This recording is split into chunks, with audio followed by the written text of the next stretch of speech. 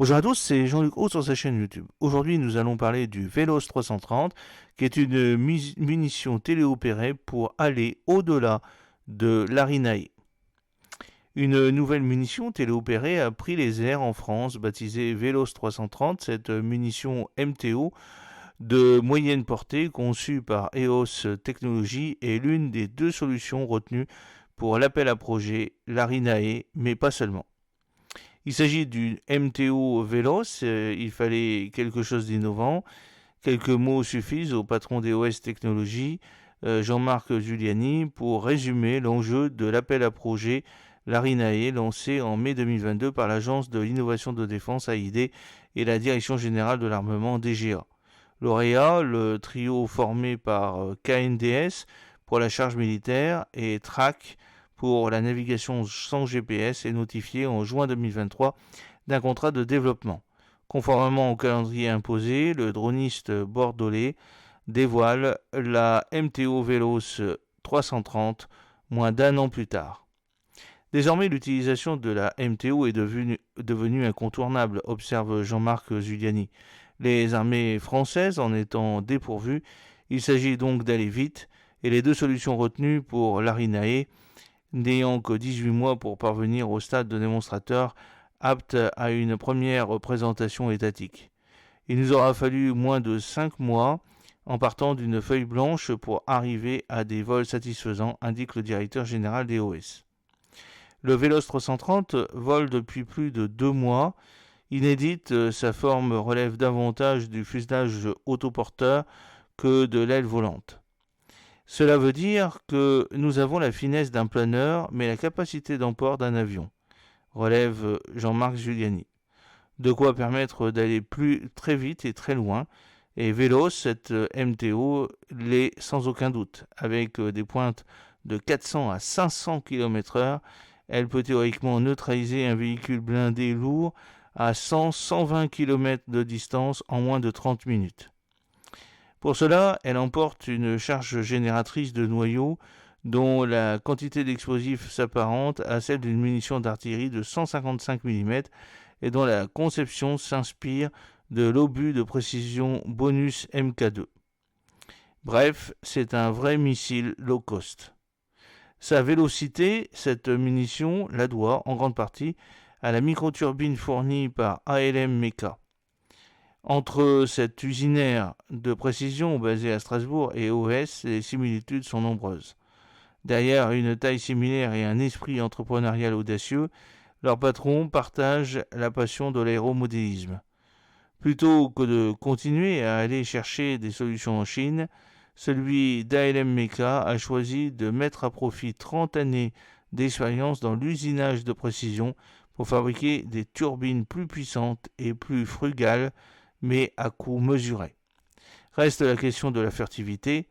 Si elle est moins discrète que ses pairs à hélice, le Veloz 330 compense le bruit par la vitesse. À plus de 400 km/h, toute esquive semble en effet impossible pour un blindé de plusieurs dizaines de tonnes. Quand tu l'entends, c'est déjà trop tard, expliquait un militaire ukrainien au patron des OS. Difficile de ne pas dire impossible, tant pour l'œil humain que pour les systèmes de défense antiaérienne de verrouiller à temps cette MTO capable de manœuvrer à basse altitude.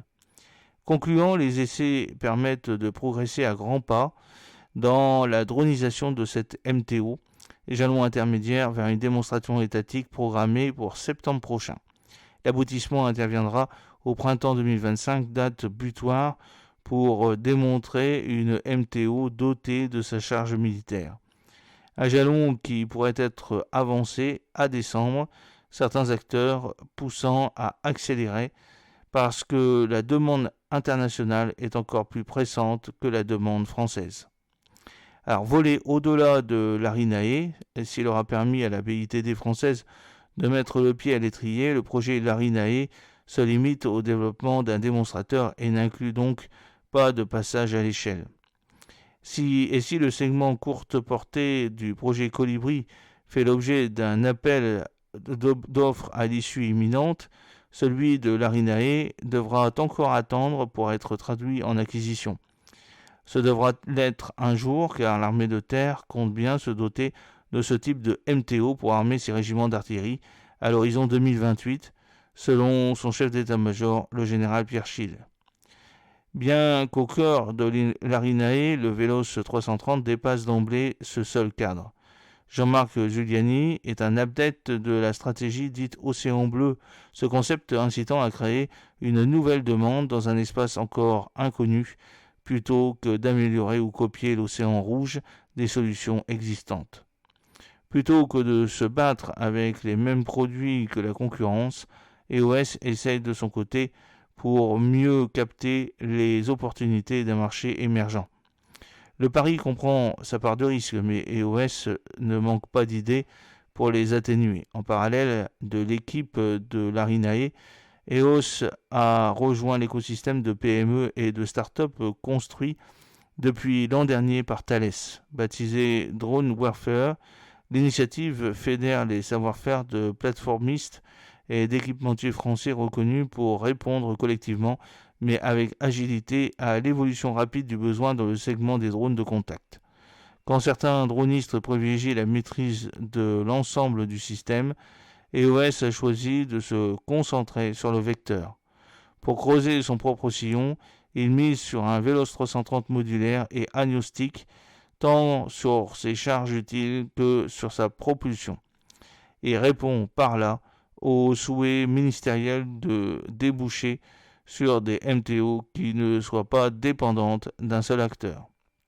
Tout en conservant sa structure en matériaux composites, le Vélos 330 pourra ainsi accueillir non seulement la tête militaire produite par KNDS France, mais aussi celle en provenance de Thales et pourquoi pas de MBDA, relevant de diverses technologies et générant des effets différents.